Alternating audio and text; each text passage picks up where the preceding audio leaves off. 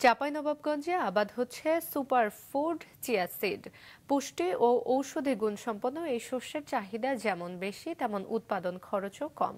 চাঁপাইনবাবগঞ্জ প্রতিনিধি ডাবলু কুমার ঘোষের পাঠানো তথ্য এবং ছবি নিয়ে ডেস্ক রিপোর্ট। চাঁপাইনবাবগঞ্জের বরেন্দ্র অঞ্চল খ্যাত নাচলের কৃষক জাহাঙ্গীর আলম 2 বছর ধরে পরীক্ষামূলকভাবে চাষ করছেন চিয়া সিড।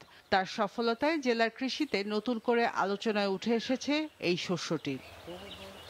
সফল এই কৃষকের দাবি, স্বল্প খরচ ও কোনো ধরনের সেচ ছাড়াই এ শস্য আবাদ করা যায়। চাহিদা ও বাজার মূল্য বিবেচনায় এ ফসল নতুন সম্ভাবনা নিয়ে এসেছে এই অঞ্চলের কৃষকদের মাঝে। আমি এটা চাষ করে লাভবান হয়েছি। এইটাতে অন্যান্য ফসলের চাইতে আপনার অনেক কস্টিং খরচটা অনেক কম এবং এটার ফলনও বেশি। পার বিঘায় 100 কেজি করে ফলন হয়। খরার কারণে পানির স্তর দিন দিন নিচে নেমে যাওয়ায় ব্যাহত হচ্ছে এই অঞ্চলের কৃষি উৎপাদন, যা খাদ্য নিরাপত্তার জন্য হুমকি হয়ে দাঁড়িয়েছে। এইসব চ্যালেঞ্জ মোকাবেলায় চিয়ার মতো সুপারফুডকে কৃষক পর্যায়ে ছড়িয়ে দিতে ও চাষাবাদে আগ্রহী করে তুলতে কাজ করছেন বাংলাদেশ কৃষি বিশ্ববিদ্যালয়ের একদল গবেষক।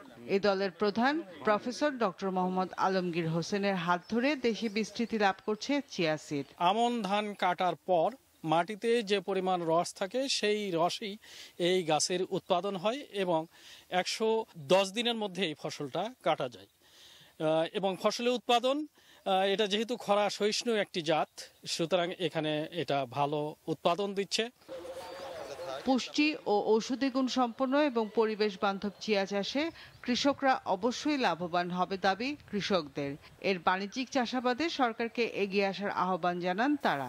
এই গাছে কোনো পোকামাকড় আক্রান্ত করে না, কোনো পোকাই ধরে না এখানে, তো এখানে লস হওয়ার কোনো চান্স নাই আর কি। যেহেতু ধান আর গমের চেয়ে দামও বেশি, পানিও কম লাগতেছে, এর জন্য আমার মনে হয় এই এলাকার চাষিরা এই চিয়াকে খুব সুন্দরভাবে গ্রহণ করবে। চিয়া যে গাছটি, এটা মাটির আর্দ্রতা অনেক ভালো ধরে রাখে এবং এই চিয়া চাষের সময় রাসায়নিক সারের প্রয়োগ অনেক কম। গর্ভবতী মা ও সন্তানদের জন্য চিয়া সবচেয়ে বেশি উপকারী, কারণ গর্ভে থাকা অবস্থায় এবং পরবর্তীতে জন্মদানের পর বাচ্চাদের ব্রেন ডেভেলপমেন্টের জন্য চিয়া অত্যন্ত গুরুত্বপূর্ণ। চিয়া চাষ সারা দেশে ছড়িয়ে পড়লে একদিকে কৃষক লাভবান হবেন, অন্যদিকে স্বাস্থ্য সুরক্ষায় চিয়া ফসল ব্যাপক ভূমিকা রাখবে বলছেন সংশ্লিষ্টরা। মাছরাঙা নিউজ ডেস্ক। লালমনিরহাটের পাটগ্রাম উপজেলায় কালবৈশাখী ঝড়ের তাণ্ডবে ঘরবাড়ি ও দোকানপাটের ব্যাপক ক্ষয়ক্ষতি হয়েছে। গতকাল সকাল 11টায় পাটগ্রাম পৌর শহরের কলেজ মোড় এলাকায় কালবৈশাখী ঝড়ের আঘাতে দোকানপাট ও ঘরবাড়ি ভেঙে পড়ে।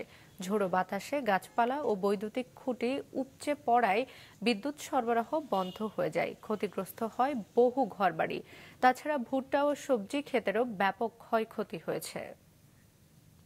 গাজীপুরের শ্রীপুরে খ্রিস্টান কমিশন ফর ডেভেলপমেন্ট ইন বাংলাদেশের বিশেষ কনফারেন্স অনুষ্ঠিত হয়েছে। সকালে শ্রীপুরের উত্তর পেলাইদে খ্রিস্টান কমিশন ফর ডেভেলপমেন্ট ইন বাংলাদেশের সিসিডিবি ক্লাইমেট সেন্টারে এই কনফারেন্স অনুষ্ঠিত হয়। এ সময় জলবায়ু পরিবর্তন বিষয়ক একটি কর্মশালাও হয়। এতে উপস্থিত ছিলেন বিশ্ব খ্রিস্টান পরিষদের মহাসচিব reverend professor doctor Jerry Pillay, সিসিডিবির নির্বাহী পরিচালক জুলিয়েট কেয়া মালাকার, চেয়ারম্যান ডেভিড এ হালদার সহ সিসিডিবি কমিশনের সদস্যরা। বিকেলে অনুষ্ঠিত হয় জলবায়ু পরিবর্তন বিষয়ক ওয়েবিনার। এর আগে সকালে প্রতিনিধিরা সিসিডিবি চত্বরে স্মারক ফলক উন্মোচন ও বৃক্ষরোপণ করেন।